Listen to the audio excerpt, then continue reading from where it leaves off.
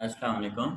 इस लेक्चर में हम डिस्कस कर रहे हैं डेटा टाइप्स एंड वेरिएबल्स के बारे में। अब देखिए, कंप्यूटर वर्ल्ड में अगर हम जनरल लाइफ में बात करें और आपने एक घर बनाना है। अब घर बनाने के लिए सबसे इम्पोर्टेंट चीज़ क्या है? सबसे इम्पोर्टेंट चीज़ अगर आप देखें तो वो हमारे पास होती है स्पेस। इसी तरह कंप्यूटर में जब आपने डेटा स्टोर करना है तो वेरी इंपॉर्टेंट पार्ट क्या होगा? स्पेस। वो स्पेस जिसमें डेटा स्टोर करना है। उसके बाद जब आपने घर के लिए स्पेस ली है तो अब आपने कमरे बनाने हैं, किचन बनाना है, ड्राइंग रूम बनाना है। डिफरेंट टाइप्स जो हैं वो रूम की कैटेगरीज आपने स्पेसिफाई कर ली। इसका मतलब है कि आपके पास जो कमरे हैं वो मुख्तलिफ टाइप्स के हैं। जो आप जगह ऑक्यूपाई कर रहे हैं उसका साइज कहीं पे ज़्यादा है, कहीं पे कम है, according to your need. Kitchen का साइज कम होगा, रूम का साइज ज़्यादा होगा, अकॉर्डिंग टू आवर नीड्स। ठीक है। तो इसी तरह से जब हम कंप्यूटर में बात करते हैं, कंप्यूटर में कोई भी नंबर स्टोर करने हैं, कोई भी कैरेक्टर स्टोर करने हैं, नाम स्टोर करना है, तो उसके लिए हमें क्या रिक्वायर्ड होती है? स्पेस। तो वेरिएबल्स क्या होते हैं? वेरिएबल्स वो स्पेस का नाम होते हैं जो हमने किसी डेटा को स्टोर करने के लिए लिया होता है। और डेटा टाइप्स कि किस टाइप का डेटा उस स्पेस के अंदर स्टोर होगा। अब देखें, हमारे पास इधर लैंग्वेज में है primitive data types. Primitive data types कौन सी डेटा टाइप्स होती हैं? जो लैंग्वेज में पहले से डिफाइंड होती हैं। फॉर एग्जांपल इंग्लिश लैंग्वेज की अगर आप बात करें, इंग्लिश लैंग्वेज में प्रिमिटिव लेटर्स का क्या मतलब है? ए बी सी वगैरह, ये लेटर्स लैंग्वेज में प्री डिफाइंड है। इसी तरह जावा लैंग्वेज में primitive data types byte, short, int वगैरह ये लैंग्वेज में पहले से डिफाइंड होती हैं। अब कितने टाइप्स का डेटा होगा? हमारे पास इंटीजर टाइप्स का डेटा हो सकता है पॉइंट्स के बगैर, फ्लोटिंग पॉइंट मतलब पॉइंट्स वाला डेटा हो सकता है, कैरेक्टर्स मतलब लेटर्स हो सकते हैं, सिंबल्स हो सकते हैं, क्वेश्चन मार्क हो सकता है, फुल स्टॉप हो सकता है, ये सारे।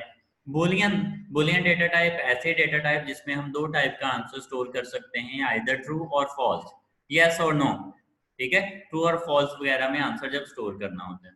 तो उसके बाद इन डेटा टाइप्स का जो आगे फर्दर कैटेगरीज में हम डिवाइड करते हैं।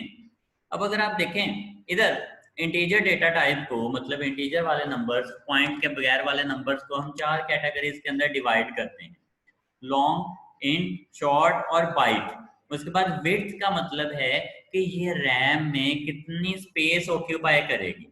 ठीक है, तो इधर 64 का मतलब है 64 बिट स्पेस जो है रैम के अंदर लॉन्ग डेटा टाइप ऑक्यूपाई करेगी। और इसकी रेंज लार्ज वैल्यूज को स्टोर करने के लिए, उससे स्मॉल वैल्यू स्टोर करनी है तो हम 32 बिट जो है वो डेटा टाइप इंटीजर यूज कर लेंगे। उससे स्मॉल वैल्यू यूज करनी है शॉर्ट यूज कर लेंगे। इसी तरह से बाइट डेटा टाइप यूज कर लेंगे।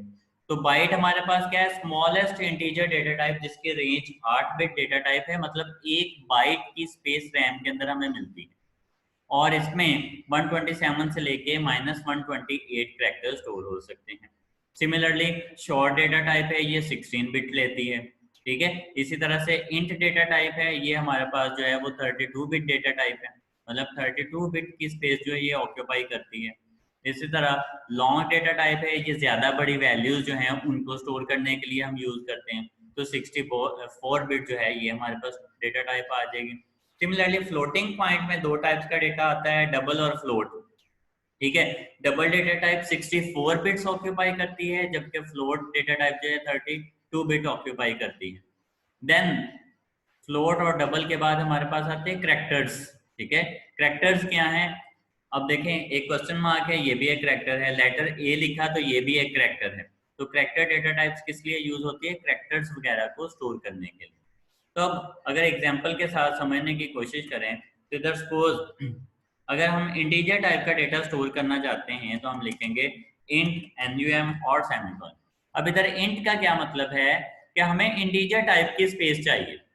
ठीक है, तो रैम में अभी हमने डिस्कस किया है कि जब हमारे पास इंटीजर डेटा टाइप होगी तो हमें एक ब्लॉक मिलेगा रैम के अंदर जिसका साइज क्या होगा? 32 बिट होगा। तो 32 बिट साइज का एक ब्लॉक मिलेगा जिसका नाम क्या होगा? एनयूएम। इसको हम क्या बोलते हैं? आइडेंटिफायर।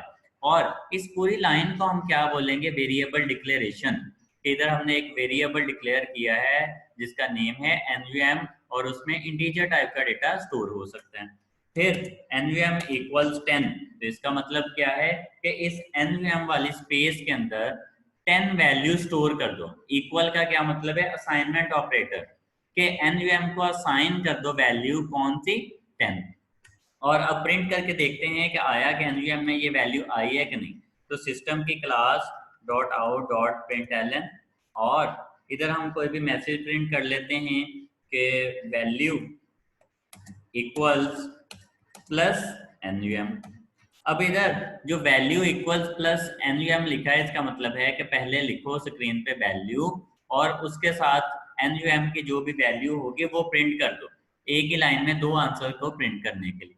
अब शिफ्ट F6 प्रेस करेंगे कीबोर्ड से तो वैल्यू इक्वल्स 10 पहले लिखा है, वैल्यू इक्वल्स और उसके बाद क्या है 10, NUM के अंदर जो वैल्यू पड़ी है वो डिस्प्ले हो जाएगी। इसी तरह अगर पॉइंट्स वाली वैल्यू स्टोर करनी है, इसकी डेटा टाइप अगर हम कर दें डबल, ठीक है, डबल डेटा टाइप, अब इसमें जो पॉइंट्स वाली वैल्यूज हैं वो हम स्टोर कर सकते हैं। अब प्रोग्राम रन करेंगे तो अब 10.5 आंसर आ रहा है।